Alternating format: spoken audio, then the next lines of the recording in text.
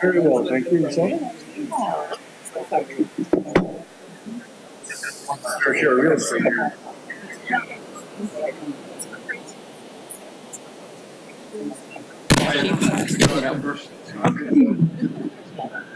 The weather. Yeah.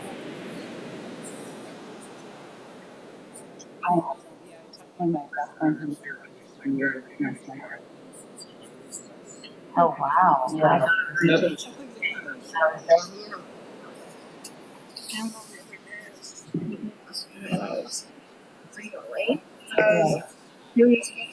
want to check and look at the air quality, and it was really good. Makes sense. Yep. Looks cloudy.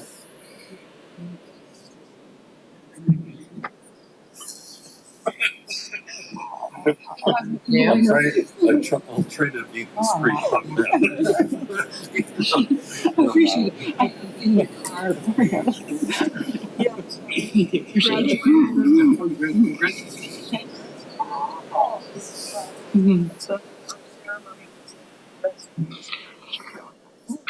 Hey.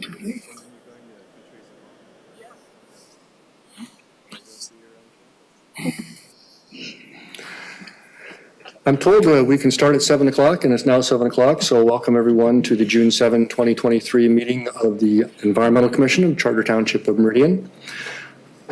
At this time, we would accept any public remarks. I see no members of the public, so we'll move to approval of the agenda. Does anybody have anything they would like to change, add, or remove from the agenda? Yes, Ned. I'd like to add the water piece to the old business under other, for at least a brief discussion, but we'll see how much people are ready to do that. I've made a note to bring it up if we get to the point where we've gotten through the budget discussion and it's not getting too late, that we can have a stab at it. I've got some comments on the hard copy that I'm happy to pass along. Without objection, that amended agenda is approved. Approval of the minutes. Anyone have any comments, suggestions, changes, deletions on the minutes? There's one inaccuracy, which is I'm embarrassed to admit, but I was actually not there. Okay, so we're amending that to in parentheses in spirit. Yes. Okay, Ned is here in spirit. John, do you have something else? Yeah, a couple small items here. In the first main paragraph, we say towards the bottom, discuss changes that might allow non-cement caskets. I think we might mean non-cement vaults there. Yep, that's the discussion I've heard. And then the second paragraph under new business, but midway down, it says McConnell suggested that we might have a formal discussion at a future meeting or consider a working group to discuss, maybe? Well, unless it's the imperative tense, but yeah, no, I get you. And then two more. Under the update section where it starts out with Colby, there's a missing end of the sentence here. Lindsay Walker will present on Zoom about, and I think that was about the Emmett County composting program, if memory serves. And then that should be a period instead of a comma. And then finally, under Environmental Stewardship Award, include, at the very end there, include in the climate sustainability plan, probably. Aye. Thank you for those corrections. Yeah, I have a correction too. My last name, the first line underneath update should be Andrechek. Oh, Putting staff through the ringer. Anything else? Without objection, those revised minutes are approved. The next item on our agenda is new business, and I'm not seeing any or hearing any. So we will move on to old business, which is the climate sustainability plan, and we had discussed last time having our main focus this evening be the healthy food systems section of the climate sustainability plan. I've read through it and made a bunch of comments, but would you like to introduce it? Sure. So this is the healthy food systems part of the plan. So this is obviously, as you all know, a new addition to the plan. I mean, not all of the elements are a new addition, but healthy food systems as a section of the plan is a new addition, and at least the first two objectives are I'd say newer additions, or at least new additions to the plan. So the reducing food waste and food insecurity is the first objective. And then there's a number of different strategies under that objective, mainly around expanding food rescue or gleaning efforts in the township. And then objective 2 is increasing the production and sourcing of local and sustainably grown food or food products by township and residents. And once again, a number of strategies there. Many of those strategies are more about encouraging or promoting the increased production and sourcing of local and sustainable foods as well, I guess all of these, there isn't much necessarily to do to require that, but how do we encourage that and promote that within the township? And then objective number 3, decrease organic waste by increasing composting and other organic waste diversion practices. So these, this is largely focused, as the objective states, on composting, but also looking at what are other organic waste diversion practices there. Once again, a number of strategies. I won't read through all of this. I will say that one thing I realize is now missing is that a lot of work has happened since we started on this plan, and none of that is summarized in this document as we started the document at the time before the work was going on. So that is, a paragraph or two that needs to be added in terms of the current efforts going on. And then I'd love to open it up for suggestions, anything from kind of major suggestions. Are these the right objectives? Are these the right strategies to really anything you have? Great, thanks. I think it probably makes the most sense, at least to me, because this is how I think, to start with, do we have the right set of objectives here? Is there something big missing? And then we can drill down into those specific objectives one at a time. I think that sounds great. So what I'm seeing is grow more locally, throw less away, and if you do have to throw it away, do something good with it. Yes, I think that's a great summary. And then it's important also to remember, and the food hierarchy is in there, that if you, that kind of the order of operations is that food goes to other humans. I mean, that is the most sustainable and maybe ethical option. And then it goes to animals, and then to composting, and then if it can't be composted, to other forms of waste. And worst thing worst, landfill incineration. Yes. Down the bottom in red. So is there a major piece of the healthy food systems that is not somehow captured or could not be captured under these 3 objectives? Yeah, Green. I'm not sure if this is like a large piece, because I think it could be tied in maybe to objective 1 as well as objective 2, but it would be focusing on providing folks with lower incomes access to sources that already exist. Like we mentioned the Meridian Farmers Market quite a bit throughout as a distribution site, but then we don't mention some of the opportunities for lower income residents to access those services. So if we mention like the WIC programs that exist out there for those residents to access those sorts of foods, and then if there was also a way to incentivize vendors themselves to create certain types of programs that would offer residents that aren't looking to spend on like organic, like high quality, more expensive products, that might be a strategy as well, like utilizing a distribution source that already exists to kind of provide for a demographic that we're kind of missing here. So that would be maybe one thing. Can you tell me, I guess, can you tell me more on your thoughts? I mean, I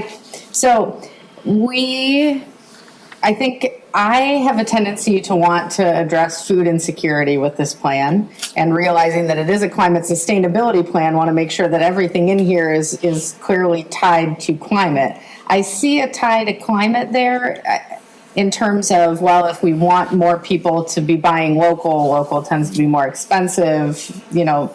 I guess, is that kind of the connection you're seeing, or are there other connections? That's the connection that I see, because at least for me, like being someone that lives in an apartment, like I don't have access to a lot of the, like for instance, like home renovation and energy electrification, weatherization, like all those sorts of initiatives that exist out there, like are not accessible to me, even if I wanted to pursue them. So there's almost like two classes in terms of climate action. There's the people that can afford to participate, and then there's those that would like to participate but are priced out. So I think lowering those barriers makes the plan overall more inclusive and maybe more impactful for residents to participate in. Okay.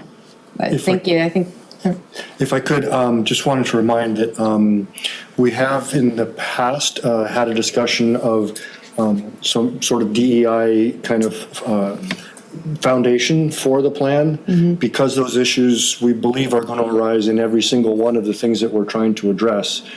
And if someone is interested in taking the lead on crafting that sort of statement that could sit at the top of the plan, that would be great. Yeah, one thing that I've noticed in other climate action plans or sustainability plans, like for instance in Ann Arbor, they'll mention both the greenhouse gas inventory impact, but then they'll also mention the equity impact for every single objective, and then quite often every single strategy that they propose. So even if it was just like a sentence or two, like I could start brainstorming that. I don't know if that would be useful, but I could go into the document and maybe start adding some of that language. I saw a hand here and then here. Please. Very good. Perhaps for objective 2, another thing we could add is increasing access to community gardens, because I know it mentions specifically school garden programs, but especially in terms of lower income residents, that would be another opportunity to increase the availability of locally grown produce without particularly maybe declining the quality of it. Thank you. Kendra? Sorry, I have much of a voice, but well, you're talking about the beginning. Oh, thank you. You're talking about the beginning. You know, what you've already done, but maybe defining what gleaning is, because does the average person know what that is? That's a good point. You know, and just how Bill kind of mentioned it, like the three, well, you mentioned going to people first, animal second, then. So perhaps just putting a couple sentences up there, that would be great. Thank you.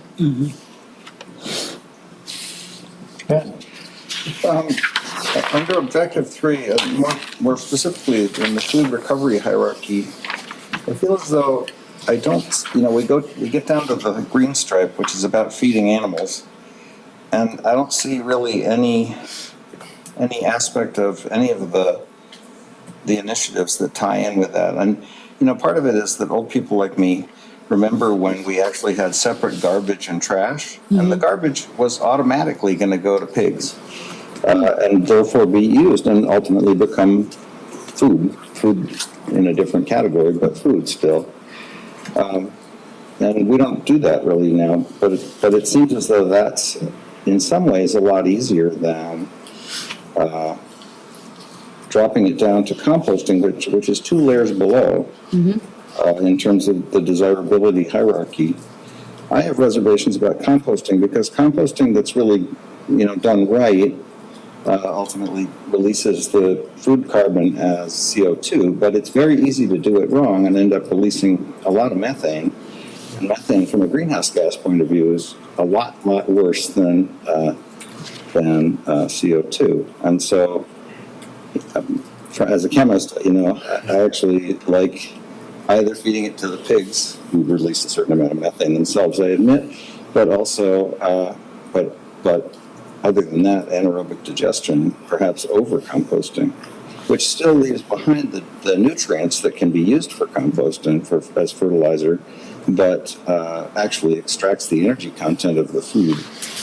So I'm just relating to the food recovery hierarchy, and I feel as though there are some stripes that are sort of leapfrog.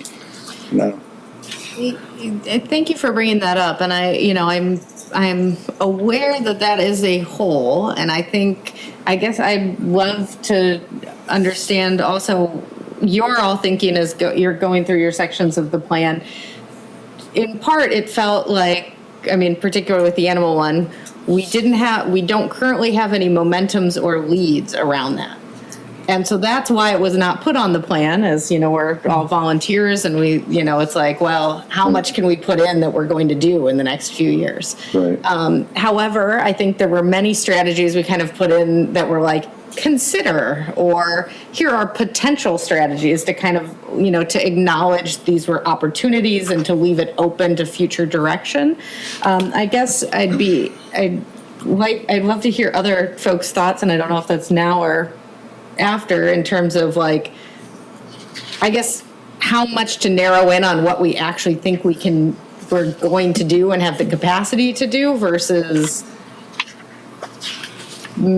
broader initiatives that kind of communicate maybe a larger plan, even if it is not going to all be addressed in the next 5 years. I kind of just had a suggestion going off what Ned said. The second part of the good food to smart composting, if we include a QR that would take you to a link or even another flyer about how to properly compost, how many greens to how many browns you need, and I don't know, just kind of get people informed about that. Okay, yeah, and perhaps include some, if it's going to remain in, including some efforts of education as part of the plan, I think could be a good way to address some of those potential pitfalls. Well, strategy number 6 under objective 3 certainly does highlight that. Yeah, I completely agree that education is going to be part of all of essentially everything. Right. Maybe in addition to increasing composting, but also kind of highlighting and doing it well. So those statements that you were talking about, the paragraph at the beginning, would highlight what we're already doing as a township to promote composters by distributing the barrels at the market and doing it. So there's already a certain baseline of effort that's going on. And then if there's a specific additional educational outreach piece that you'd like to do, then that becomes an action item. And if there's resources required to do it, then those resources turn into a budget request. Right. So I think it's great to have lots of stuff on there that's, consider this, think about this, and work on that, as long as there's a couple in there that says, do this one. Does anybody raise pigs around here anymore? Well, You're not Or allowed chickens. to in the township, but Well, we have a there are farmer's plenty of market. people registered to raise chickens, and I'll bet they're getting a lot of food scraps. Right. So I think there is a certain amount of some that interesting going on. ideas. And, I get the impression that there is a non-negligible number of registered chicken rabbit keepers. And is something that we know. We It's support information we have. non-registered rabbit keepers. For all those people that don't have rabbits, we have Registered. scraps. Yeah, well, and I'm not sure. I didn't actually connect with Val, so maybe somebody knows more about this than I do, but she left me a message saying that one of the animal shelters had contacted her about the gleaning efforts and opportunities to get food. So So, there may actually be an opportunity on the horizon. I doubt it's pigs, but That's a great idea. yeah. Yeah.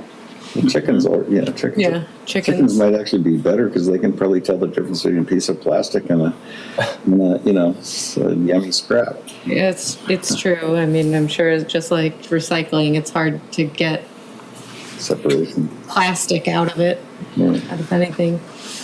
The ordinance permitting the keeping of rabbits and chickens has happened since I've been here, so it's sometime in the last 18 years.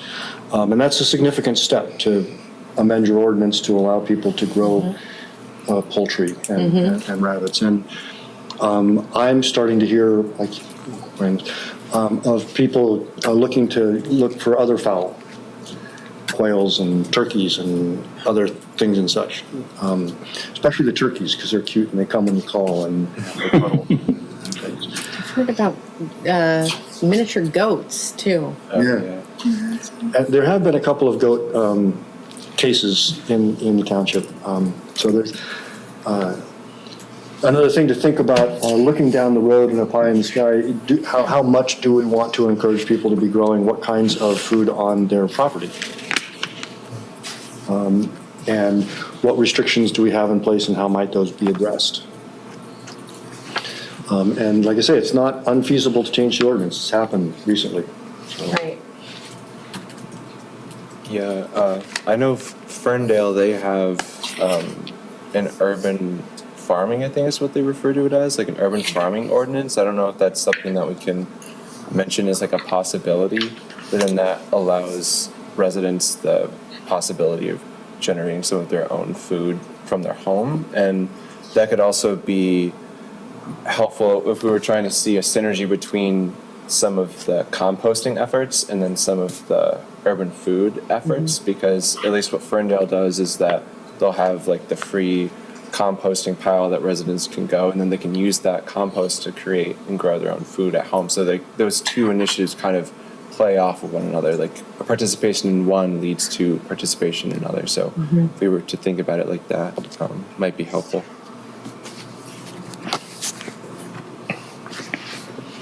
Any other comments, thoughts, suggestions? Just a kind of a question under objective number 1, that first sentence there about the township adopts the EPA. Is that something that we're actually suggesting, or I don't believe that's been done yet, right? So. Yeah, I mean, maybe adopts is too strong of a word. Essentially, we're saying we're committing to this goal, and that is the goal of the EPA. Well, we have certainly, the township has signed a climate, mayor's climate plan? What am I thinking of here? The U.S. Mayor's Climate Alliance? That sounds right. And I think there have been resolutions in support of the Paris Agreement and other,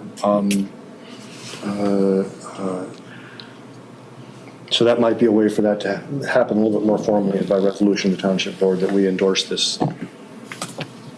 I think that's what, I don't know, Courtney, has the board endorsed any national causes recently?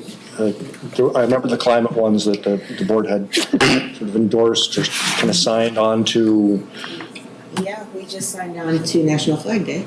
There you go. So, absolutely, yes. Okay. And we can endorse and at least support for sure. Cool. Yeah, I guess I'm just trying to distinguish whether this is a goal for, the Environmental Commission, or if we're specifically asking the township board to take action to adopt that policy. I'm not sure it's real clear at this point. So. It was not intended to say maybe it should be a strategy of like the township should officially adopt this. I think, the food group was trying to, we wanted to commit to some form of a metric and have some reasoning behind that metric. And that was how we got to that metric in terms of, this is the impact we want to have. And am I right in interpreting this, that what I've seen, I heard statistics, right, about a third of the food or 30% is wasted? So the 50% is 50% of the 30, right? Yes. So we're talking about 15%. But how would we, was any thought given to how we would measure that or figure out if we're making progress? Yeah, I mean, yes. Okay. I guess now I need to look over and say, so now we have measuring food rescue metrics. At some point, I think that was probably in a strategy, and so that probably needs to be re-looked at. I mean, there are some, I think that would be a project in and of itself. Right, yeah. There are some efforts from that I looked into maybe last year from the NRDC, who has been working with various cities around food waste, measuring a baseline of food waste within cities and then helping to reduce food waste. Although we are too small to participate on our own, so it could be a potential for us to work with some of our neighboring townships. So I raised that as a potential future opportunity. But there are ways to measure, but it is difficult. And I'm just kind of curious, if you think in terms of food waste, I mean, there's a significant amount just from homes, people not, It's mostly homes. in restaurants and in grocery stores. Where's the, Mostly. do you know where the biggest food waste is, and I think in terms of quantity? Because I'm kind of guessing grocery stores and restaurants are the major contributor to food waste compared to residential.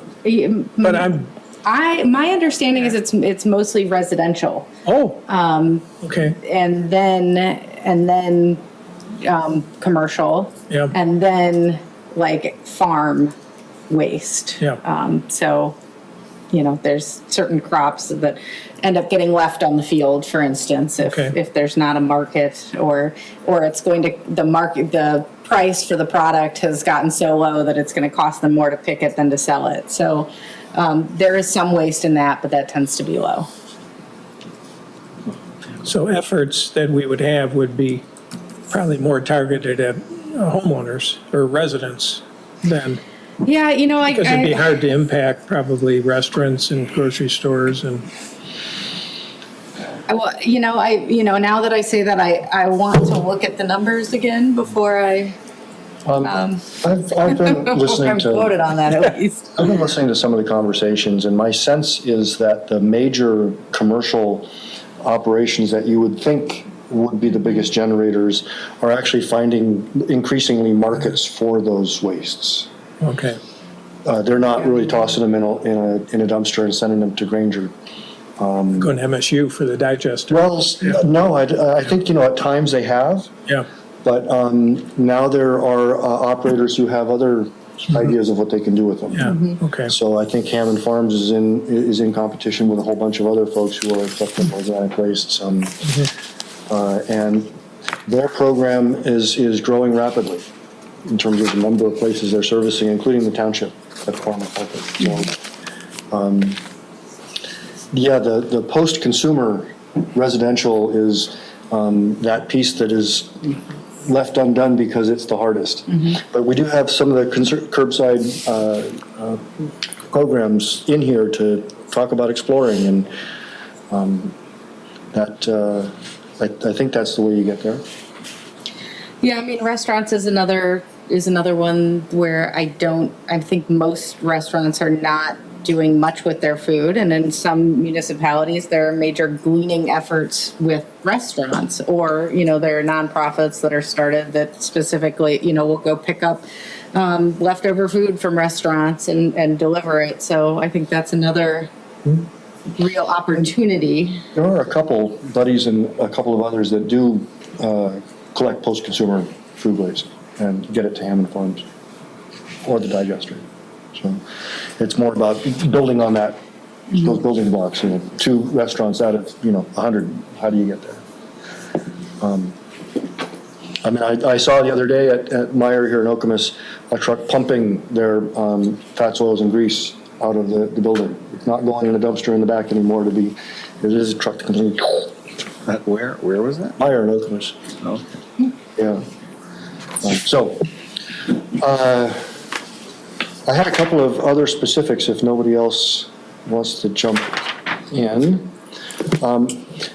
The shuttle service to the farmer's market, it really caught my eye. I don't know if Ready Ride or the other on-demand services are currently serving the market, but I do know that CAT operates a shopping shuttle that goes between some big housing complexes and grocery stores. And that's certainly something that could be explored, what sort of shuttle services might become available for that.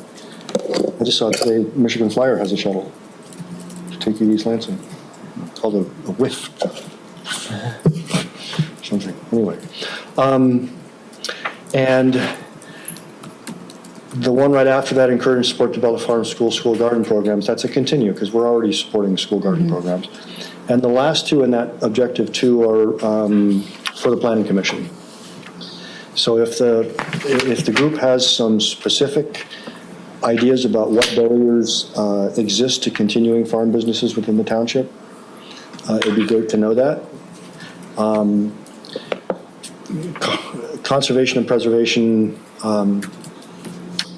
Planning Commission to incorporate encourage viable use of farmland. Yeah, well, now's the time to be specific about that.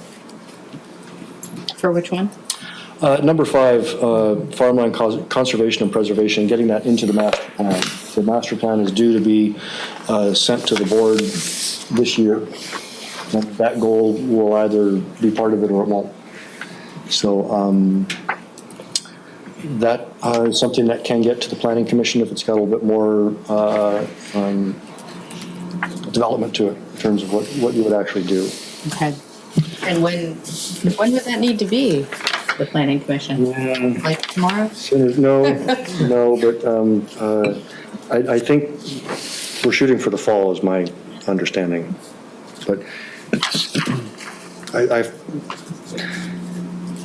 I'll make myself a note to look back at the timeline and let you know. Okay.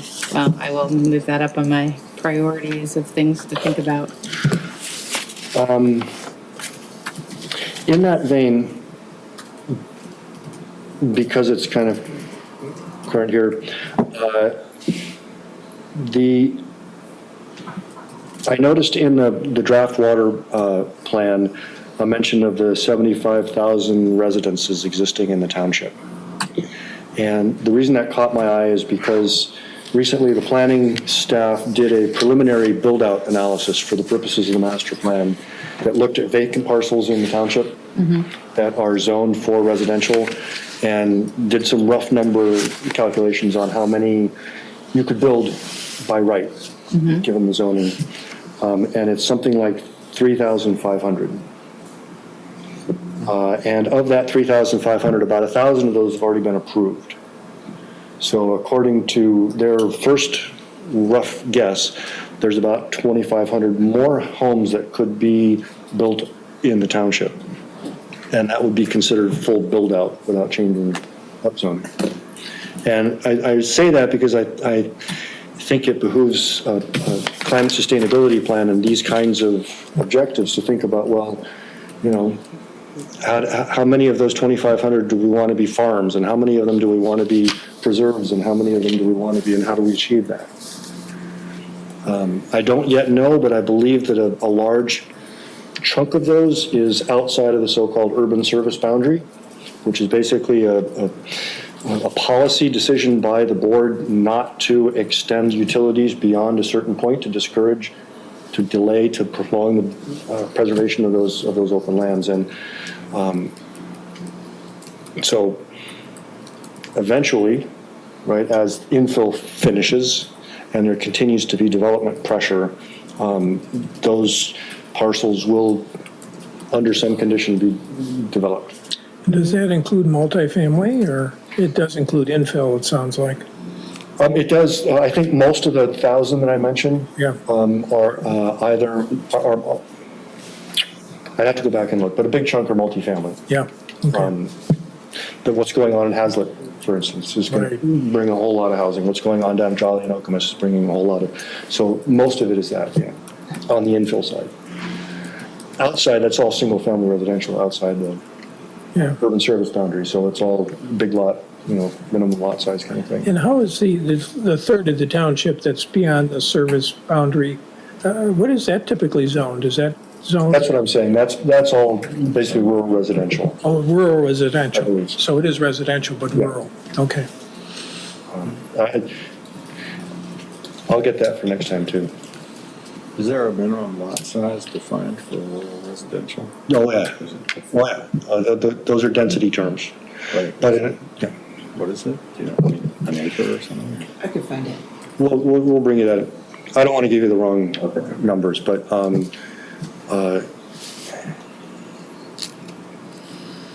single-family homes separated considerably.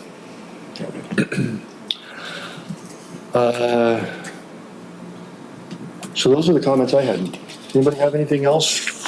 Suggestions, comments for the healthy food systems? Oh, I had a note. Meridian Cares is our organization within the township that provides services to people in need, and I think a lot of times that involves food. Yeah, they are called out at some point in here. Oh, did I? Okay. But did you have a? No, I just wanted to make sure it was there. If I missed Okay. it, that's good. I mean, I think they're called out in one of the strategies. Okay.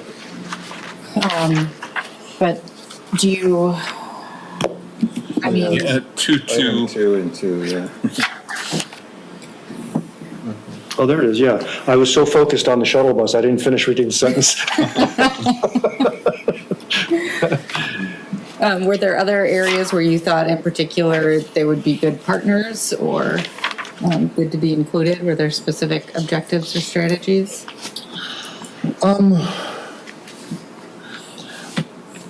I think it would be really helpful to make sure that they see the entire climate sustainability plan and get a chance to comment on it so that we make sure that we're understanding the community that they serve. They're the ones in contact with that community, and when it comes even to energy and extreme climate in the water plan, we want to be serious about who we think are most vulnerable in all of these areas. Okay. Is there somebody in particular who may be good on that committee to look this I'm over sorry, I that don't- anyone knows about?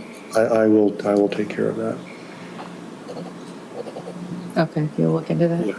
Okay.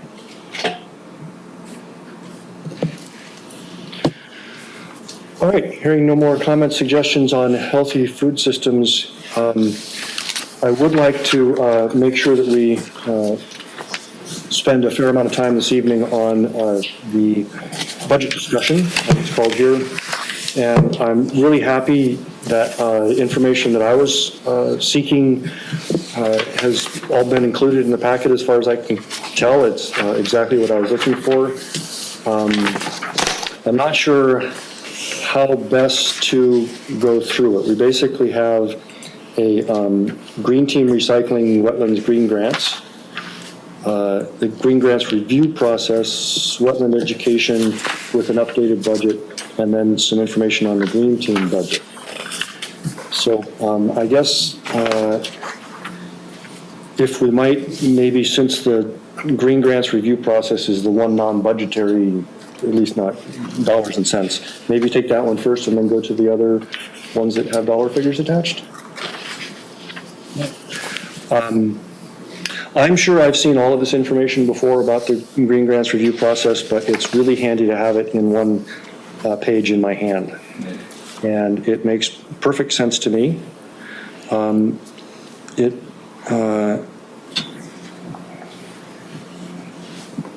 I'm curious if anybody else has any thoughts, suggestions, questions, concerns with the way we are reviewing green grants.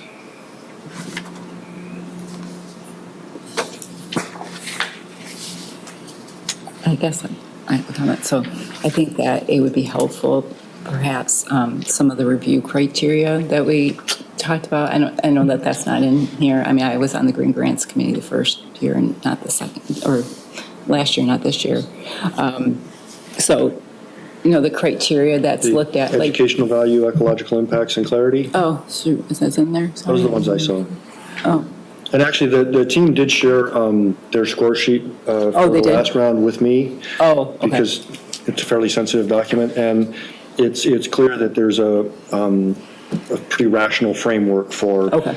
3 reviewers to look at the proposal, give a score on each of those criteria, and then a discussion and a recommendation comes forward. So for me, this quick write-up really clarifies and makes transparent that process. So anybody who wants to know about it, here it is. It's in our packet. This is how we do things.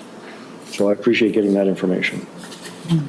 Related to that too, I think looking at different proposals, a lot of them have clarity, a lot of them, of course, they have different ecological impacts, but to me, the thing that always can stand out is the educational value. That kind of makes one thing stand out more than the other, that it's not strictly for that area or that project. There's also going to be some sort of transfer of experience or knowledge. I think that's a prime consideration.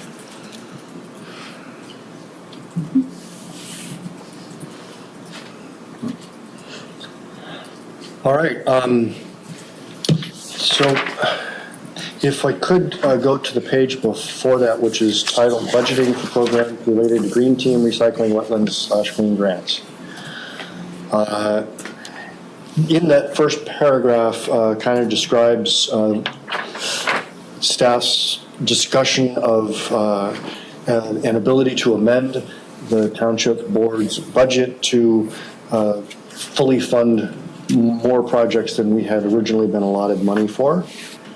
And then a recommendation about what we might expect the board to see as reasonable for 2024.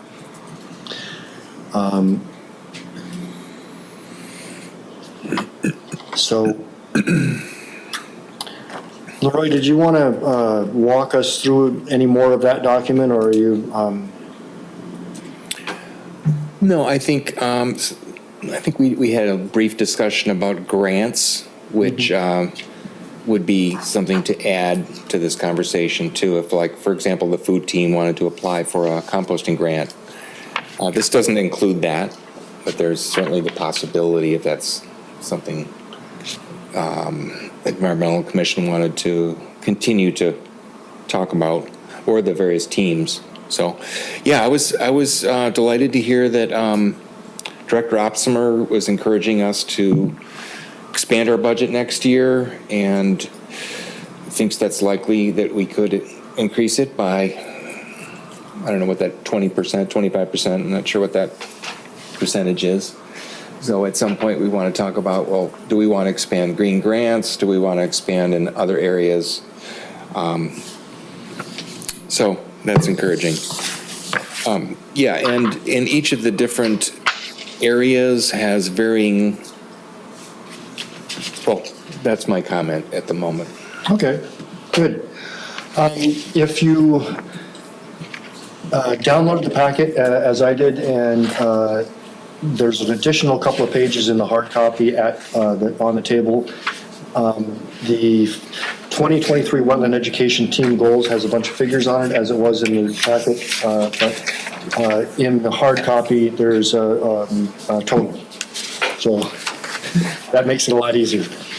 And I see that that rough draft budget is just squeaking as close to 10,000 as you can get without going over.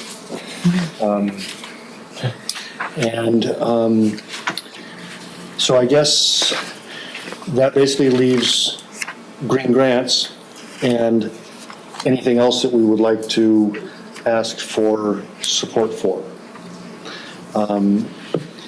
And I'd like to kind of open the floor on that question of if the, what's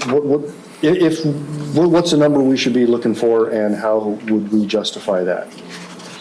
If we were to ask to go from 20 to 25, what would the additional 5,000 be getting the township? Does that make sense?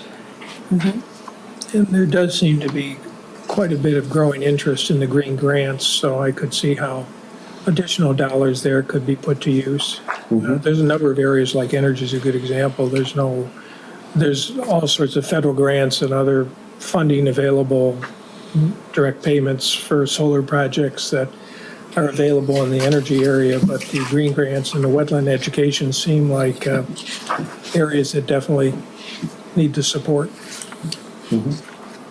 Along the lines of green grants, I think it would be, so the food team did some food waste audits in schools, and I think it could be really interesting to be able to provide some grants to schools on not like, so here's your food waste audit that, presumably volunteers could do, but like what's some funding for what steps they could take then to reduce food waste. So some version of a green grant, but related to food waste reduction. So kind of earmark or advertise an opportunity in that area with the next round? It seems like a great way to start. Then you're not building something new, then you're just taking a program that's already going and getting something done with it. I mean, I did see in the draft of the Healthy Food Systems, several education and outreach pieces there. So if there's stuff besides green grants, that's requires funding. I'm saying that. I was just gonna, sorry. Yeah, there's one really fine print budget in here. Yeah. And I think I understand it, so I'm going to just give it a shot, and staff can correct me if I've got it wrong. This is basically income, revenue, and expenses considered recycling related within the township. And there's a whole bunch of groups that sponsor these events, and then there's a total revenue from the events, and then there's a whole bunch of expenses like any other municipal or private operation. Half of it is personnel. And I was looking and did not see it, maybe it's buried in one of these line items. We pay Hammond Farms to haul organics from the farmer's market and from the transfer station, is that right? Yeah, that's, I believe that's, the expense is split between parks and recycling. It probably comes out of community promotion or special projects. I'm not sure which one. The challenge is, okay, this is what I get when I ask accounting. How much have we spent in recycling? Sure. No, it's great information. I'm very happy to see it. And the goal in the past has been to cover our recycling, our two major recycling event expenses. And our green team really has not, other than helping us identify sponsors and collect donations at those events, we haven't done a lot of financial management of that, other than just trying to cover those expenses. Sure. And now we've got more things going on, such as the regular, the food collection at the market, the monthly green fairs, things like that. Now we're starting to look at, how might we expand that budget? Right. yes, so I think, the food team mentioned that we are paying Hammond Farms, and part of that is through a suggested donation. Although I think there are members of the food team who would like to stop saying that there is a suggested donation to drop off your composting, worried that is discouraging folks from composting. So there is that of what's occurring and maybe where additional funds could potentially be spent. And then the team is also giving away compostable bags, so they can go home, collect their compost, and then drop it off.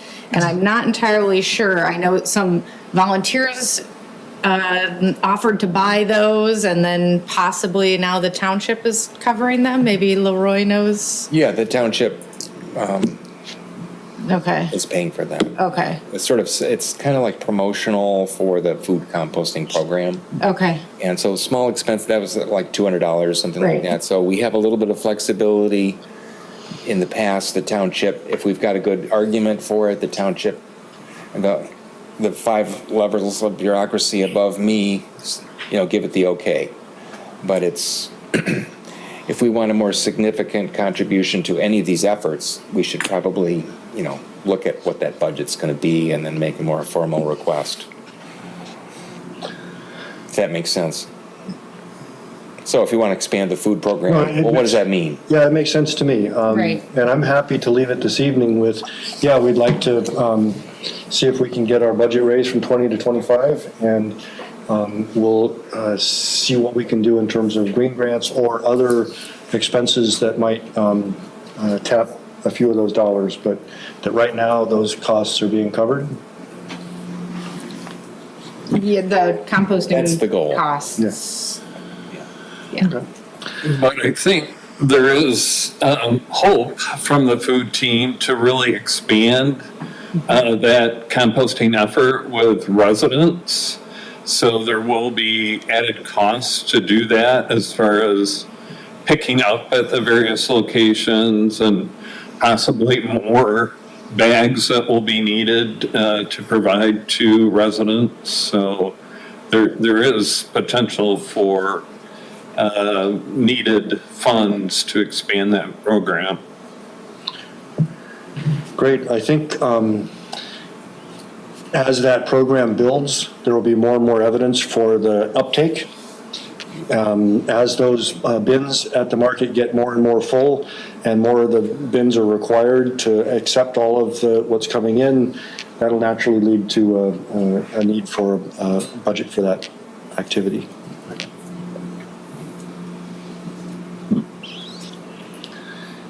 Any other questions, issues on on budgets? There was some stuff in the last paragraph of that first staff piece that kind of threw me, the other grants and grant possibilities.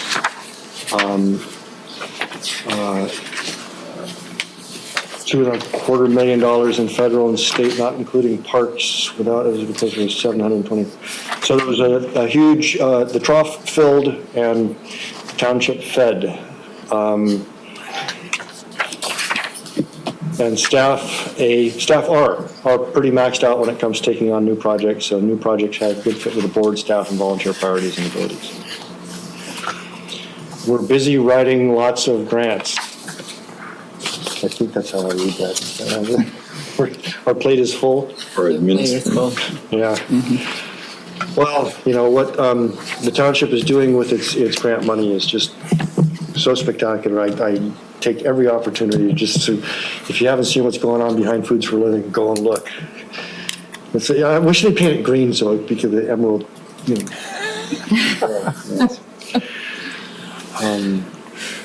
Now, if there's nothing else on, yes. Yeah, I guess before we totally leave the budget issue, I just had a couple of questions, if I could. Please. Back on the 2023 wetland education team goals, there at the bottom, it says proposed locations, and it says around Lake Lansing, interurban parkway, the pools. Do we have any idea how many locations of each of those we might be looking for, or? I'm happy to address that and talk about it.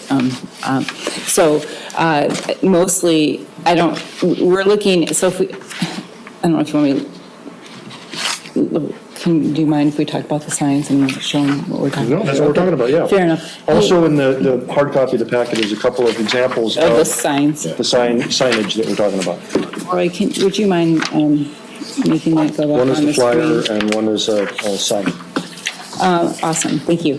So if you look at the couple of signs here, so I'll start with the large, the one on the top, we'll just start with the one on the top. So that's a smaller sign to go around different parts of the township, particularly around Lake Lansing, lots of spots where there's lots of dumping that have taken place. So mostly spots that Emma has identified through, work throughout the township, so places around there.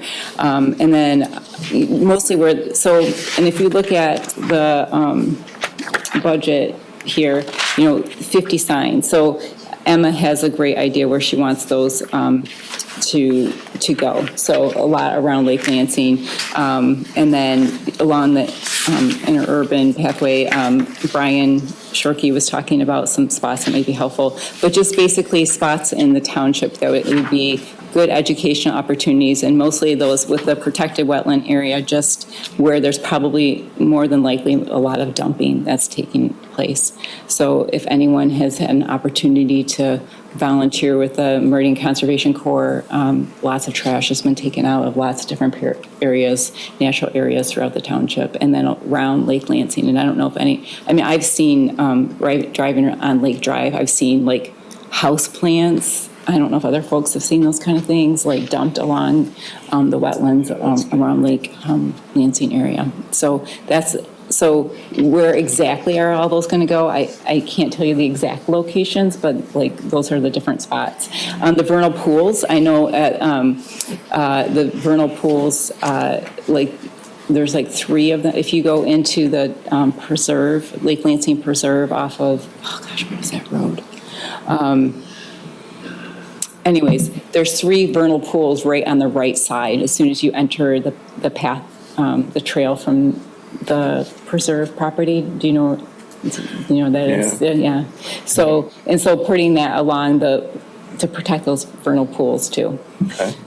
So that's where for the smaller signs going in various locations in the township were. If I could, I believe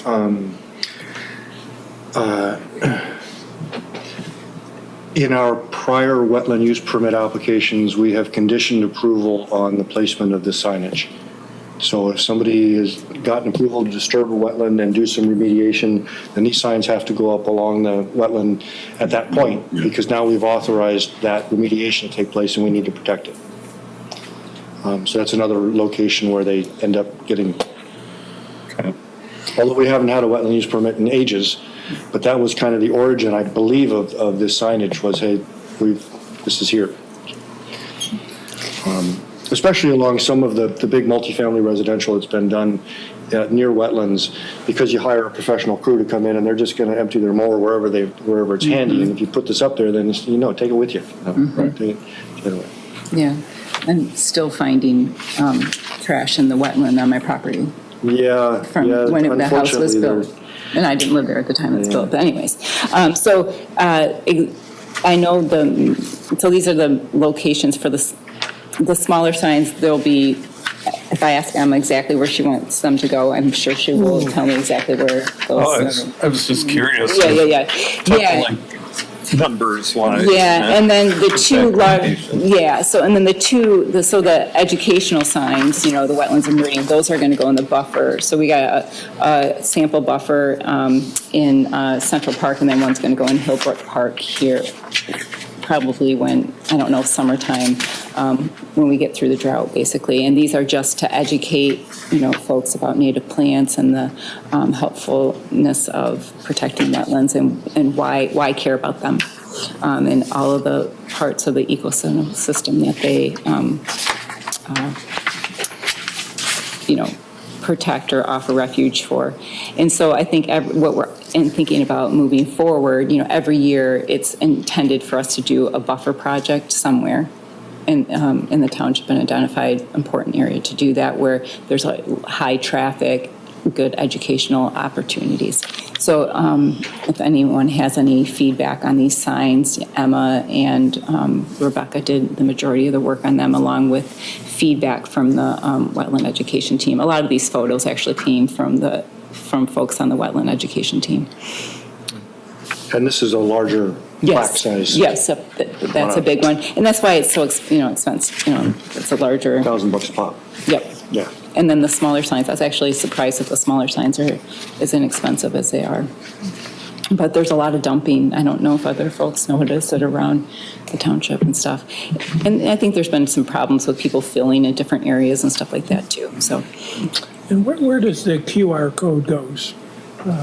when you're looking for additional information, where does that take people? Oh, yes, it goes to the wetland education, or it goes to the wetlands page on the township website. Oh, okay. Makes Yeah, sense. so I don't know if anyone has looked, probably haven't talked about that in a while, but we have a great, last year Brandy Yates from Communications created a great wetland, the ordinance, how to protect, the simple do's, the simple don'ts, the, connection, tells you about buffers and native plants. The native plant guide is connected on there too. So I encourage you to check it out. You're going to test it out. Hopefully it goes there.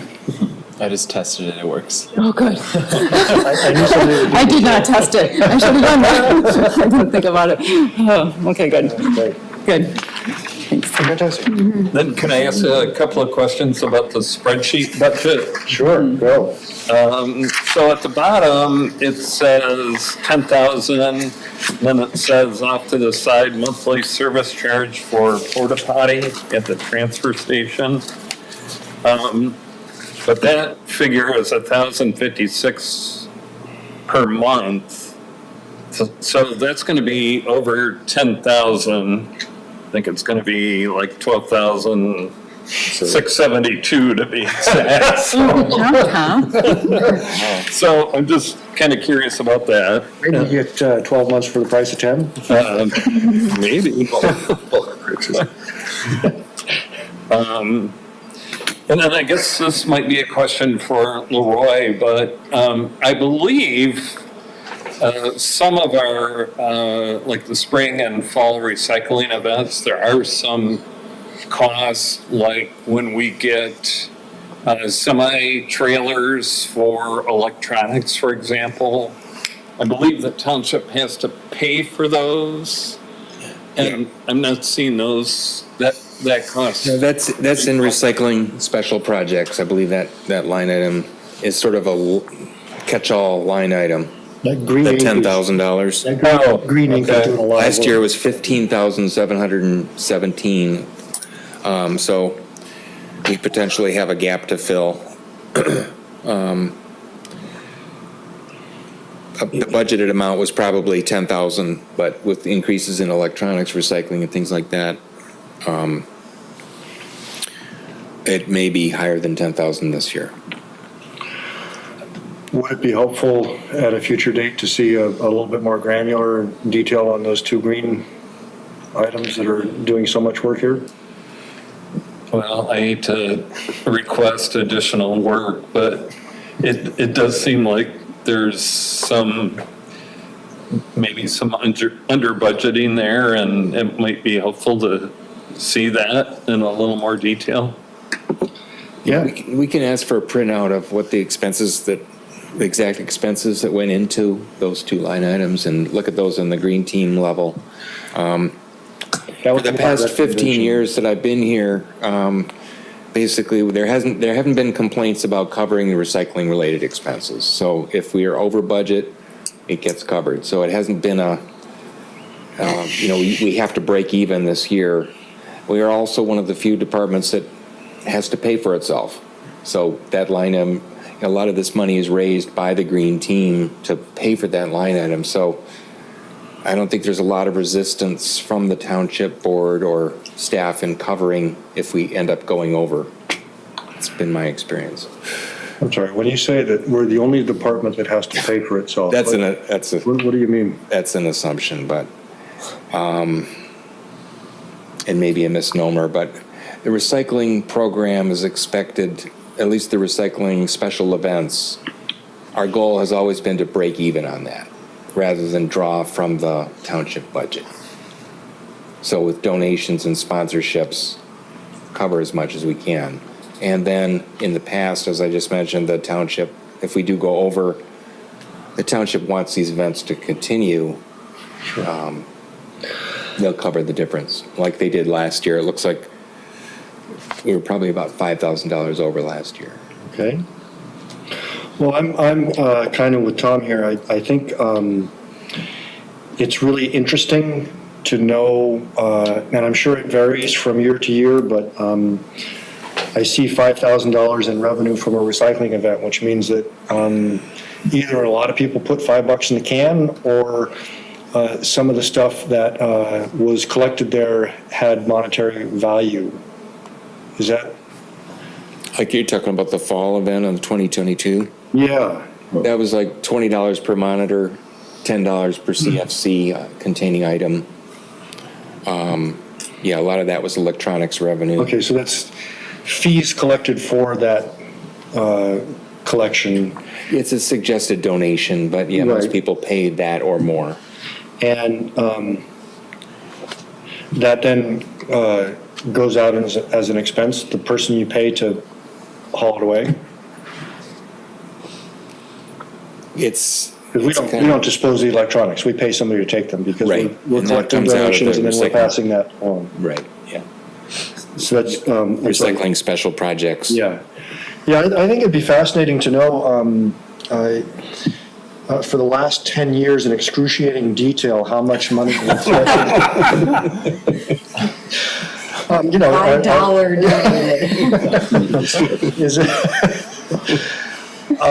No, not necessarily directly for a climate sustainability plan, but as a kind of long-term sustainability goal, knowing what kind of stuff are our residents paying to get rid of, and how is it changing over time, and how can we be prepared to sort of accept new flows of stuff as it comes in. It'd be great to hear from the Green Team thoughts about past trends and future needs. And I think the numbers are probably buried in these kinds of figures. So we'll give the Green Team an action item on that one. Get some granular detail from staff and help us understand what's behind the. Okay. That was very reluctant. Okay. Okay. There we go. There you go. So we've passed 8 o'clock, and I feel like we've had a real good discussion of the budget. We had a request that we spend some time on the water document. Did everybody get that in the email? Have a chance to look at it? Okay. Ned, do you want to give us a kind of a high-level overview? And I've got some specific suggestions that I can pass along to you offline. Let me pull it up.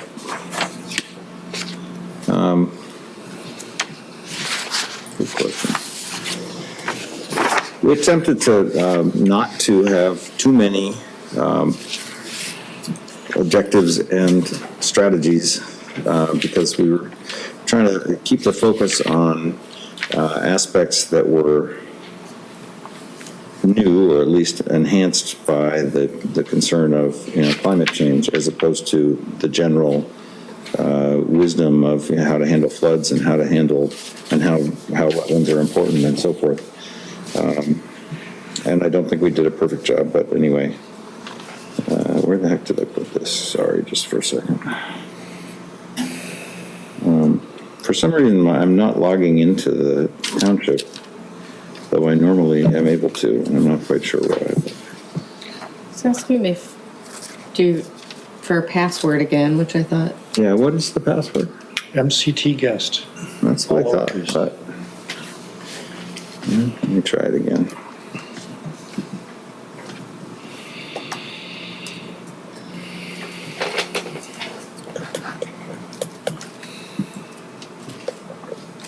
Meridian guest.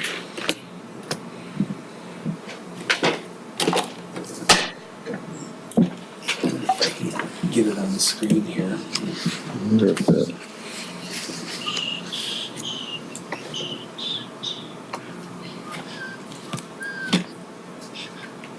I might be able to pull it up. I don't know. Anyway, MCT, Meridian Charter Township. I think it's the same name. yeah, no, I mean, I definitely have it here. I just, It's not working. It's telling me the password's incorrect. yeah, but me too. For a guest, Yeah. yeah. So Comes and maybe, goes. yeah, or they changed the password on us. They don't want any more guests. Yeah.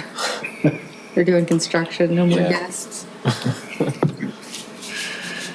Well, anyway, so, there were sort of three main themes, the stormwater aspect of things, the wetland aspect, and then essentially the issue of water as people use it, that is to say, drinking water and water and sewer, basically. And so we tried to focus on, what things might be added points of focus of concern because of climate change, because of the threat of more extreme weather events and so forth. And so some of the things are sort of obvious, promote and incentivize things like porous pavement, rain gardens, et cetera, things that would enhance the resilience to heavy-duty rainstorms, et cetera. It's a little harder to come up with a way to enhance resilience to drought, but drought is also a concern, especially right now. Did you see Steve's feedback about like using native plants and that kind of thing? Yeah, I think I left in the pieces that Steve included. There's a couple that I noticed that weren't in there, but I have them. Oh, really? Yeah. Okay. Well, if we could, maybe the same procedure we followed with the healthy food systems, do we have the right set of overall objectives here? As Ned introduced, we've got one that's about water that falls from the sky, and one that's about water that sits on the ground, and one about water that flows through pipes. Well, that's a good way of putting it. Yeah. Are we missing some important water-related issues here? I saw surface water, groundwater, wetland water, sewage water, drinking water, water all around. Well, I think, I suppose, never mind that, drought resiliency, I guess, probably, and that probably can go in. Okay. Yeah. Do any of the objectives, and I'm focus on, or the strategies focus on capturing water that falls from the sky and maybe not using it in the pipes, but for things that typically people use in the pipes? I think we had,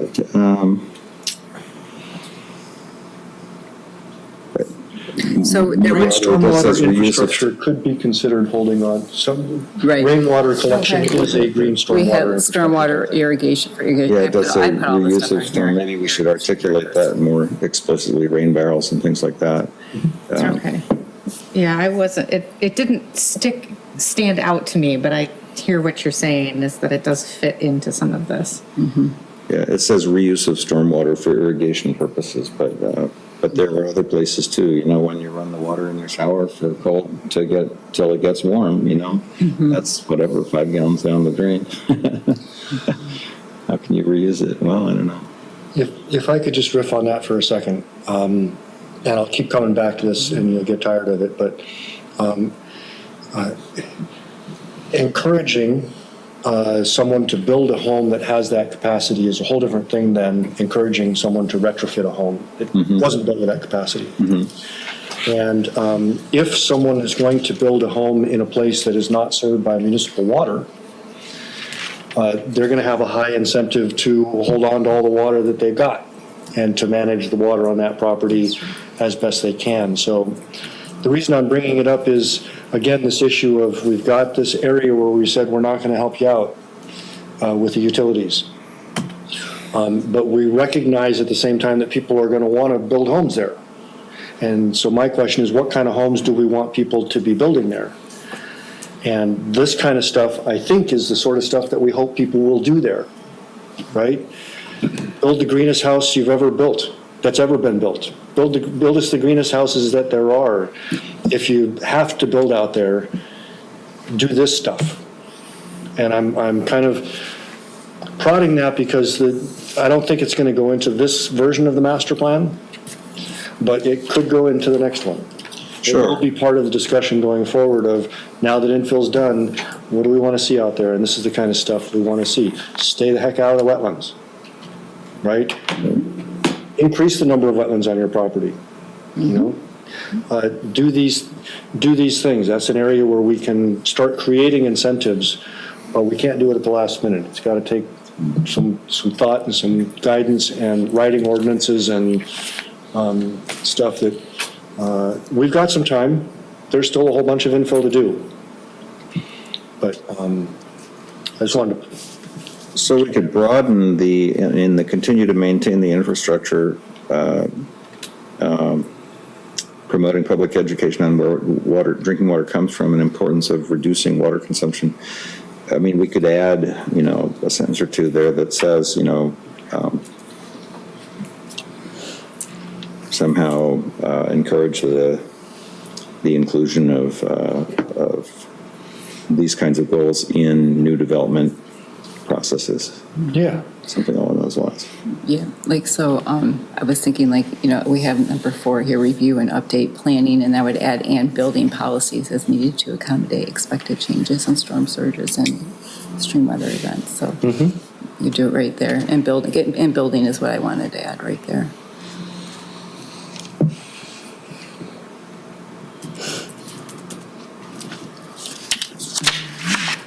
Other thoughts? I wanted to make a few comments. So I just want to acknowledge all the people who put effort into this. So Ned and you and Lee and Steve Thomas and Val offered some information, and Susan Andrews did too, from Lansing Advisory. And I think when you kind of look, I like how we met and we came up with these things. And I think if you look under, objective 2, like how we look at inventory, protect, expand, educate, I think those are the kind of the top words there. I think I would like to, I know Ned wants to have fewer things on there, but I think, separating out A and B is probably important to do. I just don't want things to get lost. Like, for example, under protection, develop policy to prefer infill development over sprawl projects. Into water retention areas, basically what Bill was just kind of talking about. So starting with infill and separating that out so you can see it a little bit easier. And Make them subheading. I think so. And there's some comments on here that Steve Thomas offered that it didn't make it in here, and I think we can talk more about that. But basically, putting things on your property, for example, native planting, different kinds of things that don't require as much water. We haven't I don't see anything in the plan, and maybe I'm wrong, but do we have tree canopies in there? Like, is there anything about that anywhere in plans? I think at one point there was something about urban tree cover, urban heat island in the energy plan, but I don't recall if that's still there. We'll have to double check. Yeah, I don't know. There was there was this sentence that simply said, increase the number of street trees. But it was sort of freestanding. So this might be a place for that to. Yeah, if we want to find a piece to tie it in.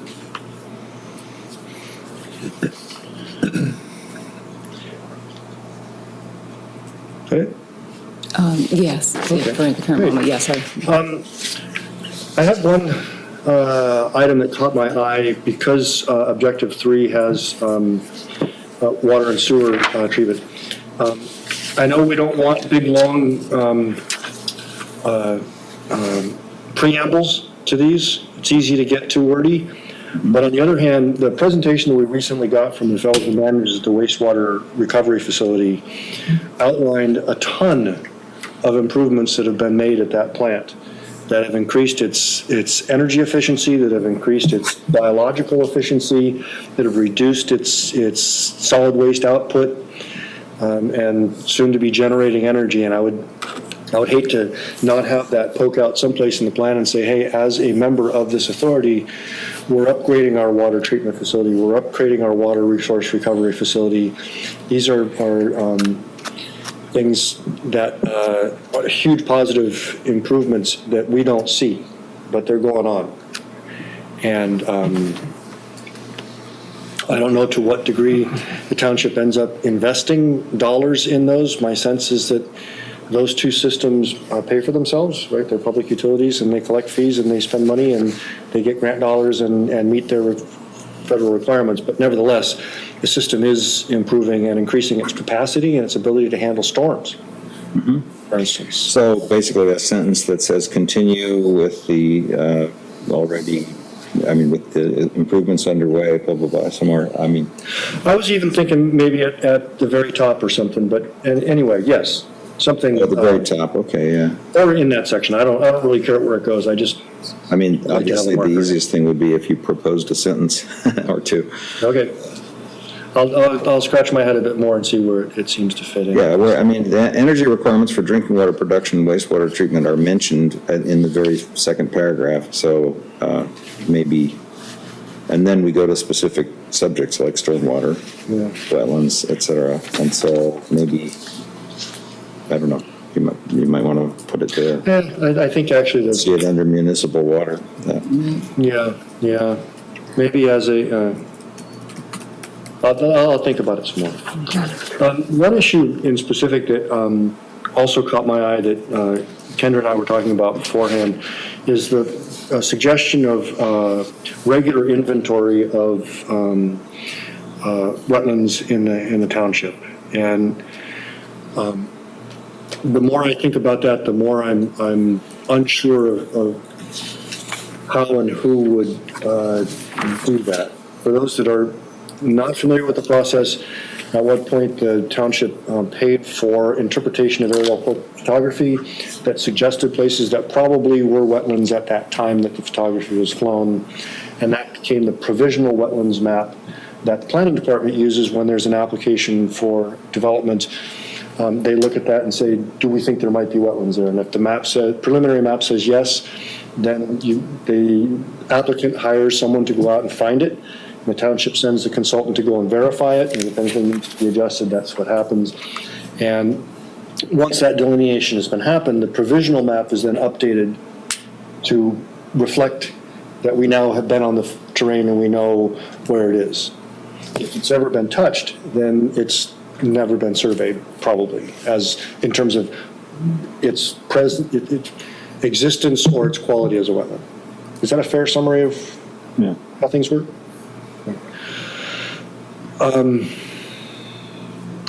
So when I think of updating an inventory, I think of both more recent data, right?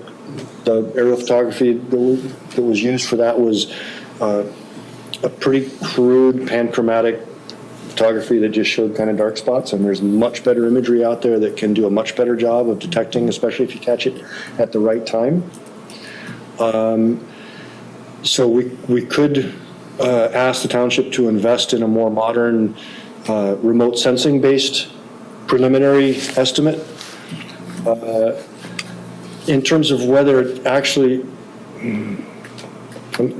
because that thing has regulatory function, I'm not sure how it gets updated. I think it would have to be done by a professional, licensed professional engineer that was contracted to go out and get the imagery and do it. And then if there were field work, it would have to be accompanied by all that field work. But there are firms that could repeat that, whatever it was, 1970 something air photo analysis. And we could certainly ask staff to get cost estimates for what that would look like. And in terms of like unofficial, like preliminary, like estimates, like you could just pull up a GIS layer, like 30 meter like satellite imagery, and then just run it through a GIS framework. And then you could see over time the amount of what would be classified in GIS as wetlands, and see how that increases and decreases over time for the boundaries of the township. That would probably be pretty easy. yeah, depending on the date and time of the imagery, et cetera. I know that the state has recently led a contract for mapping all the culverts in the state. So they flew low altitude LiDAR over the entire state, and they can see the culvert under your driveway. Every single culvert? Yeah, every single culvert. It's a multi-agency effort driven mainly by DOT because they want to know where the culverts under their highways and roads are, but also other agencies use them a lot for other regulatory issues. And that kind of imagery source is now available, and someone who's got the right skills and techniques can go into it and say, okay, well, I would guess here. And it's going to be probably quite different from what happened 20, 30 years ago. Is that potentially a service that the state offers? I mean, is that, if they've already done that kind of a survey, maybe they have. We can certainly look into it. I'm happy to discuss that with the wetland education team and start to look at opportunities for doing a more contemporary look. I mean, there's also the issue, of course, that wetlands may well have changed since the time that that photography was flown. Certainly, there's been a lot more development. Weather patterns have changed. So I like that. I like getting a handle on what it is that we've got, and so we know what it is that we're trying to preserve. Correct. Yeah. No, that's why. And again, if people are going to start going out there and developing in the eastern third, well, let's, have the best possible idea we have for our preliminary so that when they submit their plans, we are not working off a 30-year-old. All right. We're getting on in time here, so I'm going to recommend that we submit individual comments on the draft of the water plan to that group, and talk about it more next time if we need to. Moving on to reports and announcements. Staff, I see you had your June 7th staff update on your Bitly, and if folks have questions. Yeah, just two or three big things. The natural shoreline installation started in Lake Lansing this week, and it's in process. Tomorrow they're going to be planting bushes and a tree, I believe. There's some pictures in the Green Gazette. And tomorrow we've got a work day in the roundabout. If anyone's interested, Emma's going to be there, and that's at Park Lake in Bircham. We're going to plant some native plants and do some weeding. And then the MSU's energy study was delivered today, so that's kind of a significant milestone in terms of identifying energy efficiency opportunities for this building and the one next door. And then finally, Sam Fleckenstein, a scholar with the U of M Graham Sustainability Institute, has been working on lake healthy research, so lake healthy landscaping. So those are four or five big things happening. Thanks. Thank you. Any liaisons? Awesome. Yes, Kendra, go ahead. So very exciting. I think I can officially announce this now. And the Land Preservation Advisory Board, right? Can I officially announce this now, Courtney? I went to the Board of Trustees, right? And I went to the Planning Commission about purchasing the property.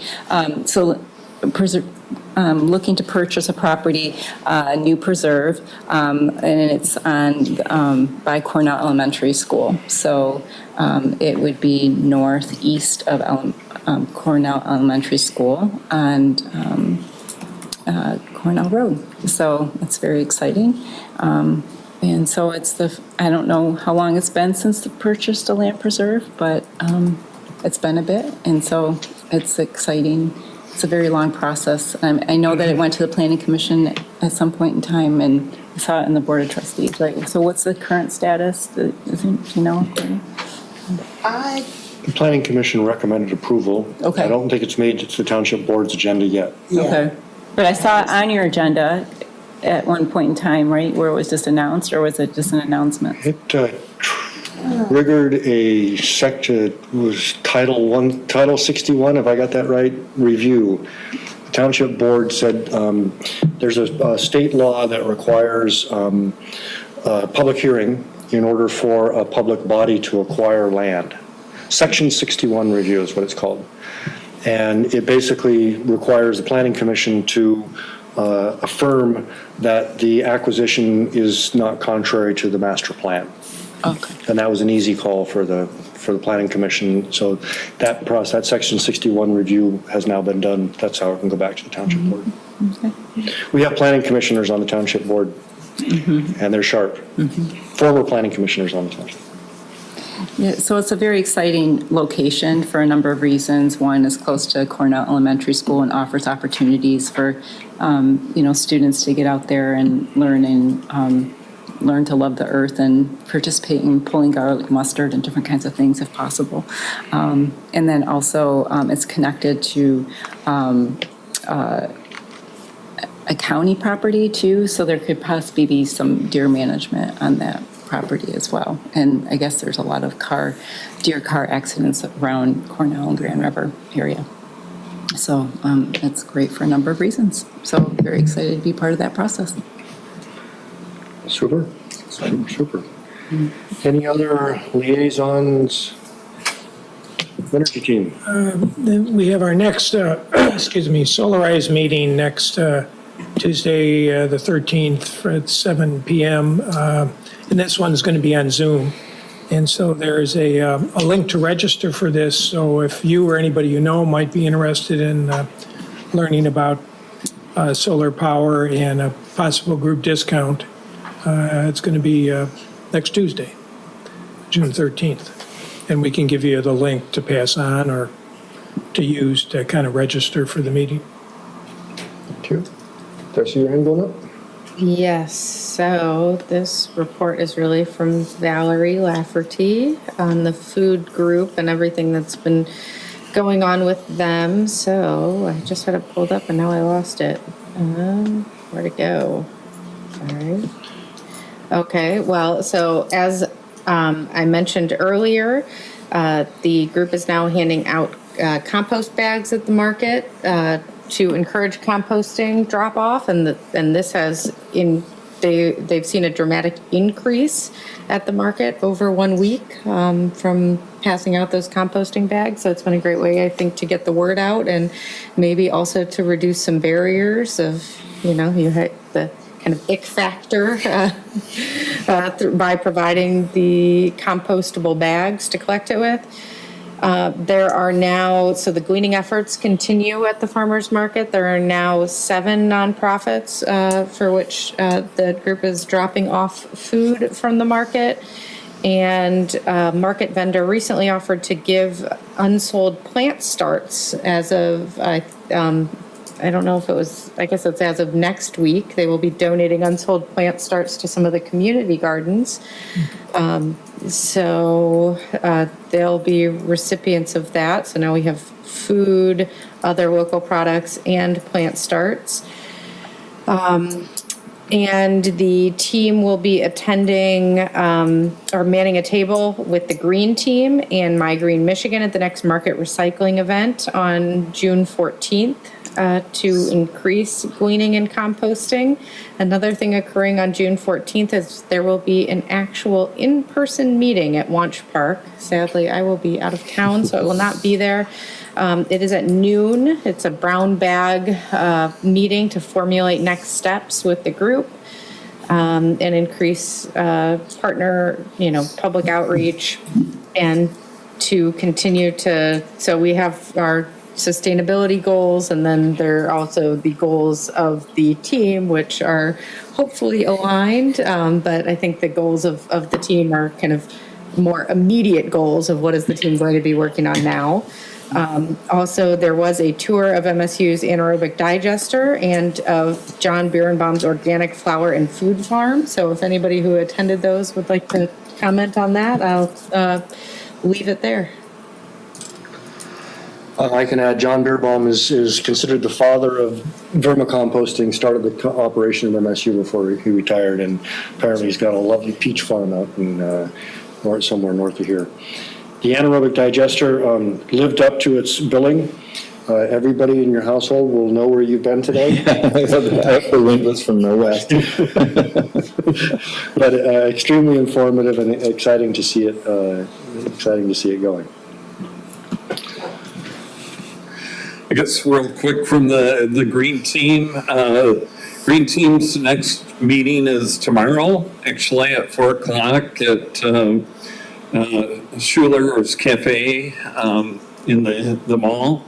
Our next event at the market is June 17th. It's Green Fair Day from 9 to 1. And the focus at that event will be bike recycling. There's going to be an electric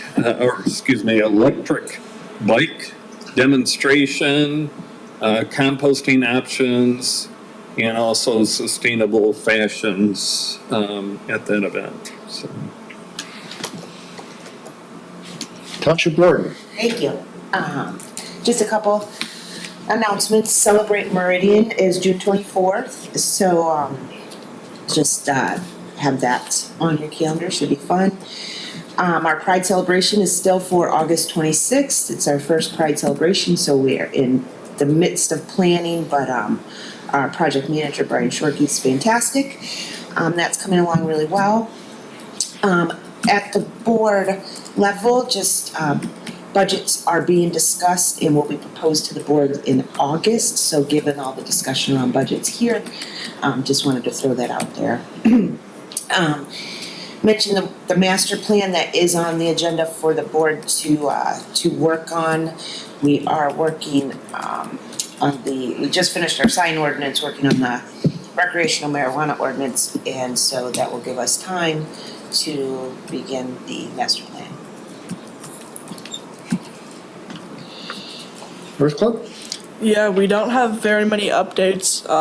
The last meeting of the year was, I believe, last week. It is summer, you're not supposed to be doing this. Yeah, so that is going on pause. We did sell more of our clothes, so in terms of like the green fair, we won't have much clothes to sell, but there will still be some there. And then, yeah, that's all of Earth Club's updates. Great. Anything else anybody would like to bring to the attention of the commission? I would give you a planning commission update, but it's all about medical marijuana and it's not really. I'll just add, I think most people know this, but the Capital Area Sustainability Partnership meeting is tomorrow at 10 a.m. So if anyone does not know about that and wants to attend, let me know and I can forward the invite. Right. Brownfield was supposed to meet tomorrow, but it's not, but it's canceled for lack of brownfields. Over a lot of construction is going on over at the west end of what used to be the L&L in Hazlet. That is going up fairly quickly now. And where was it? I guess it was on Facebook. It was people were looking for suggestions as to what to do with the undeveloped Okemos Center that's supposed to be redeveloped sometime. I don't know what, there were just various suggestions about plantings or signage or something to make this barren wasteland that was created when there was a plan to build something there into something that's a little less. I could provide a little update on that. So the developers and the Township Board and the Planning Commission are still working together. Developers are coming, I can't remember the exact date, but this month, so that we can have an open meeting with the public and they can give us their updates. Just a reminder, that property is not owned by Meridian Township. It is owned by the developer, Right. which poses some barriers, of course, on what we can and can't do on that property in the meantime. Right. Personally, I can only think of how much longer it would have taken to build that bridge if they hadn't had that staging area. No, seriously, they made real use of that. That's positive, I like that. That really did, Very good way of putting it. all right. Hearing no further business, thank you everyone for attending. We're adjourned. That's a good point. What was that?